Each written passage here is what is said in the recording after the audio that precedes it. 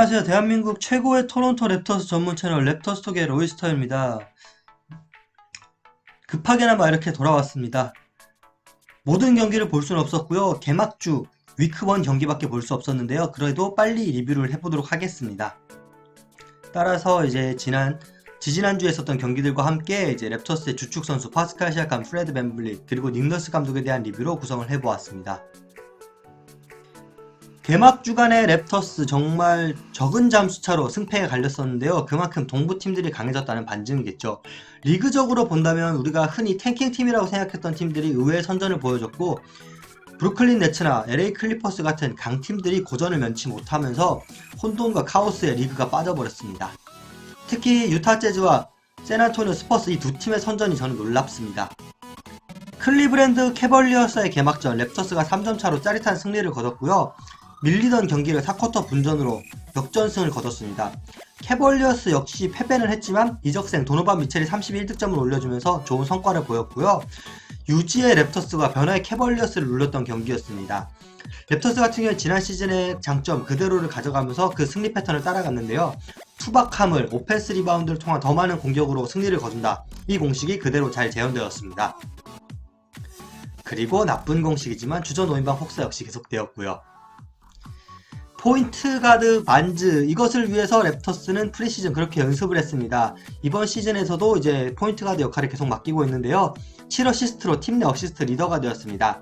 그러면서 공격에서도 15득점, 2스틸, 1블락 등 공격과 수비에서 전방의 활약을 펼쳤습니다.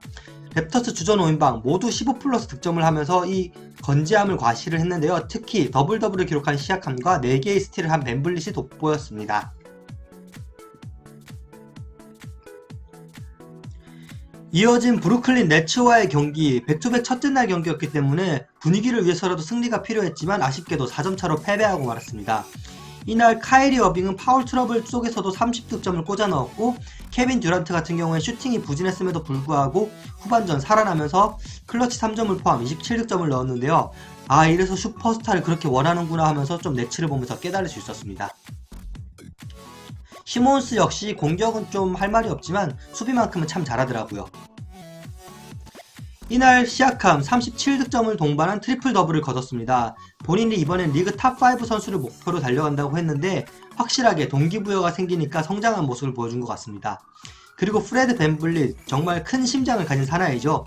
이번 경기에서도 4쿼터에만 11득점을 기록하면서 본인의 18득점 중 절반 이상을 4쿼터에만 몰아넣었습니다.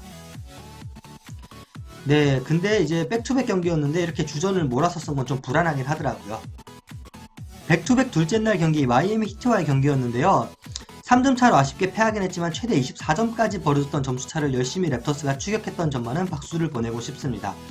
이날 반주와 콜로코는 각각 부상과 난투를 사유로 이제 경기 중에 코트를 이탈을 했고요. 오토 포터 주니어, 크리스 부시에이도 아웃이 된 상태였기 때문에 랩터스는 생각보다는 가용할 수 인원이 적었습니다. 이 난투국에 대해서는 이제 리바운드 경합 중에 마틴이 일방적으로 저희가 보기에는 콜로코에 시비를 건 것 같았는데, 뭐 저는 랩터스 팬이라서 항상 좀 기울어진 시선이기 때문에 다른 분들은 어떻게 보셨는지 좀 궁금하네요. 말라카이 플린 드디어 시즌 첫 출전을 하게 되었는데요. 8분이라는 짧은 시간이었지만 3점슛 2개를 넘어서 좋은 효율을 보여줬습니다. 그리고 프레셔스 아치우와 늘 히트를 만나면 좋은 모습을 보여주는데요. 이번 시즌에도 첫 히트와의 대결에서 더블을 기록하는 등 뭔가 친정에 대한 애정을 표현했습니다. 그리고 좀 놀랐던 것은 이제 자유투 역시 본인의 약점 중 하나인데 7개 중 6개를 성공시키는 놀라운 집중력을 보여줬습니다.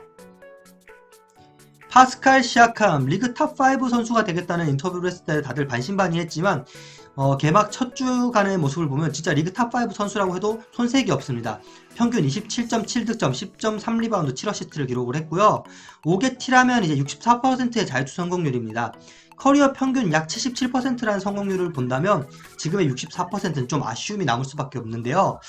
네, 제 생각에는 뭐 굳이 이유를 꼽자면 출전 시간이 늘어나고 역할이 늘어나면서 호흡을 가다듬기가 힘들어서 자유투 성공이 떨어지지 않았나 싶지만 뭔가 좀 더 두고 봐야 될 것 같습니다. 그리고 프레드 밴블릿 이야기입니다. 슈팅 제외 매경기 꾸준한 퍼포먼스를 보여주고 있는데요. 평균 8개의 어시스트와 3.3개의 스틸, 조립과 수비에 있어서도 늘 뛰어난 모습을 보여주고 있습니다. 하지만 제가 걱정되는 건 이번 시즌에도 현재까지 벤블릿은 평균 38분을 뛰고 있습니다. 달라노 벤튼을 키우면서 백업으로 쓰지 않을까라고 생각했는데 제 예상을 깨고 두 선수가 같이 코트에 있어서 실질적으로 벤블릿의 출전 시간은 줄어들지 못했습니다.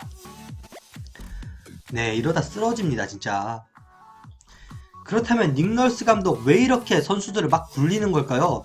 솔직히 뭐 주전 멤버들한테 이제 급성장을 위해서 많은 출전 시간 주는 건 이해를 하지만 백투백 경기에서도 이렇게 몰빵하는 건 좀 이해가 안 되고요.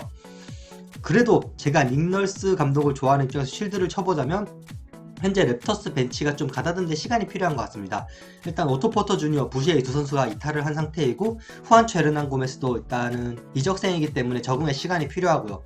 또 이게 정말 좋으면서 안 좋은 건데 닉널스가 굴리는 만큼 결과가 나옵니다. 지금 시약함 보세요. 막 트리플 더블하고 있죠. 그러니까 이 주전 혹사를 그만하라고 하기에도 좀 명분이 없는 것 같아요. 일단 팀 입장에서는 닉널스를 믿고 있으니까 저도 일단은 믿어보겠습니다.